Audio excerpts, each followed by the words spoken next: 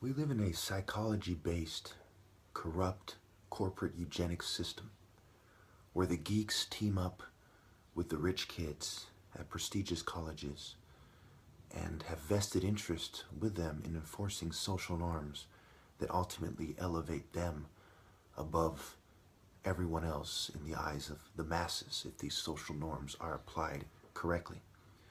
I have been speaking for many years about social norms, on and off psychiatric medication, persecuted for my beliefs, with over 4,000 videos proving definitively that I function best off psychiatric medication, as if we needed those videos to tell us that.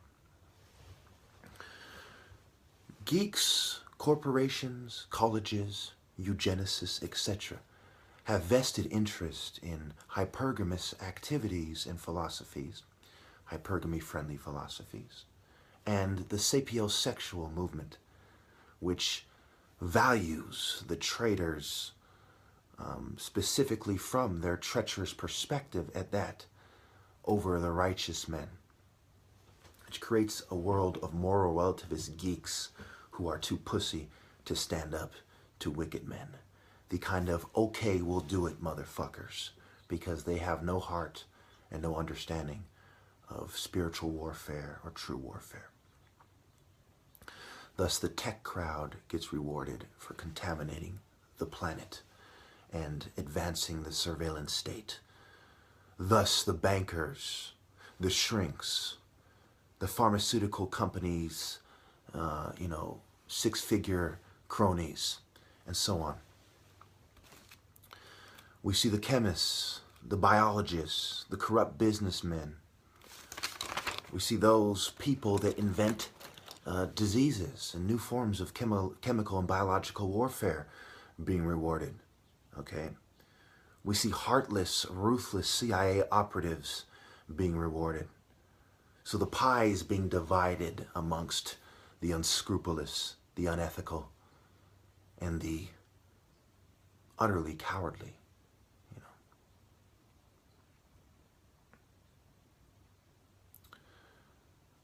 The righteous men are not appreciated.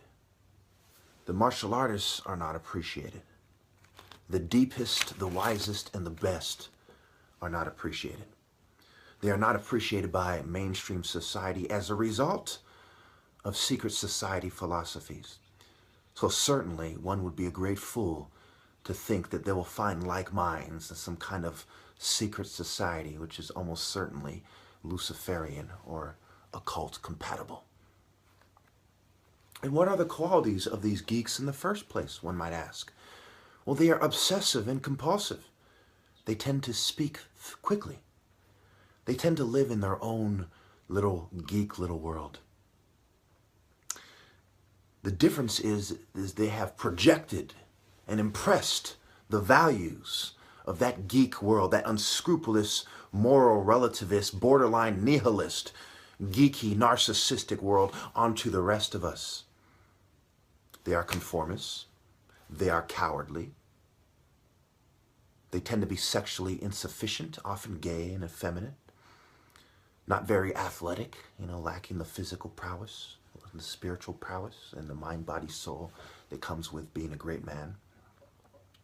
They are insecure, complacent, and they were uncool in high school, seeking to make up for that. You say, why does that jock get that beautiful woman anyway? But it should be just geeks that get that woman. And so the social norms of the geek grows up to be the rich guy that gets the gold-digging slut is something that they have no problem with, obviously. The controlled movements on the college campus, historically in a Greco-Roman Western world, certainly are being forced upon us. In Greece, historically, the political dissidents were offered safe haven not in the church, but at the universities, where the corporate philosophies of the elite are shamelessly propagated by sniveling geeks who have vested interest in upholding these, albeit demonic, social norms. For whose benefit? For those who are the furthest from God and the closest to hazardous technology. Those very unscrupulous agents of the New World Order that seek to control the very weather, because even the weather testifies against them.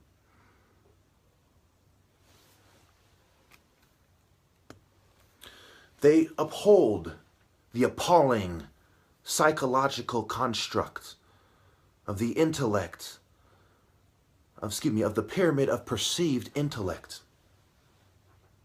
Knowledge and expert power is perceived. These people, in other words, can't even manage to truly be intelligent. They have to twist your perceptions of what intelligence means. Utter pussies, just sniveling cowards.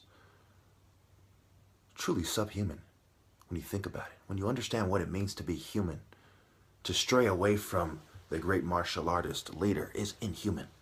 To stray away from the family structure is inhuman. Not to value masculinity is the essence of inhumanity. And of course, is a geek going to point this out? Or are they going to be a complacent, sniveling coward? Incapable of even the very basic, bare minimum level of courage. Certainly not a trait that we want to see more often in society.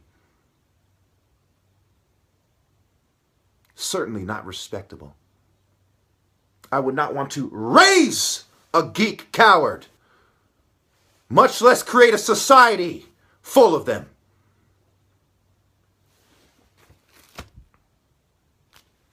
Social norms are the death of humanity. And they are not only defined by the corporate elite, but by every sniveling geek that rolls with them in their eugenic colleges like Stanford and Yale. Shame on the geek, but shame on the dumb, hypergamous bitch as well. Thank you. Today is September 25th, 2017.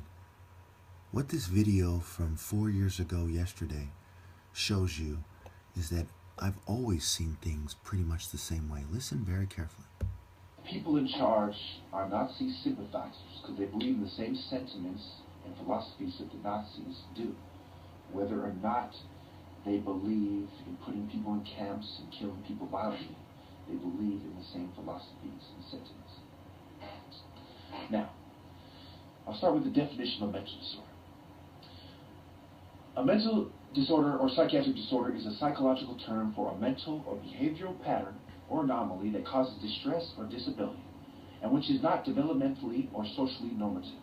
Mental disorders are generally defined by a combination of how a person feels, thinks, acts, or perceives. Social norms from Stanford Encyclopedia of Philosophy. Social norms, the customary rules that govern behavior in groups and societies, have been extensively studied in the social sciences. These social norms are usually set by Ivy League schools, whose membership is made up of people from the white privileged class like Hillary Clinton. Let's stop right there. Okay, this is 2013 when I'm making this video, okay? And it is very obvious that I'm being drugged by my behavior and the look in my eyes. I mean, people who know about drugs know that, hey, you know, this is not mental illness. This is the behavior related to drugs. You can really make that distinction when you're really doing your research and you really come into contact with drug addicts and things of this nature. And people like that, and the nerds who side with them for money.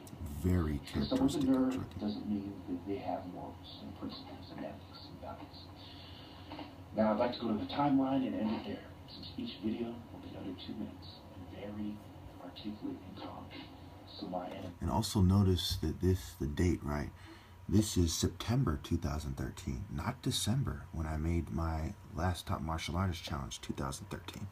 So I'm drugged before, during, you know, etc. during the challenge, right? before and during the challenge. Families have no excuse. Most of my sources will be stated in the comments. 1808, Johann Christian Rehl coins the term psychiatry. Okay, remember, these are the people who define things, who coined the terms. German Emil Kraepelin in 1875 coins the term manic depressive, which later becomes bipolar disorder.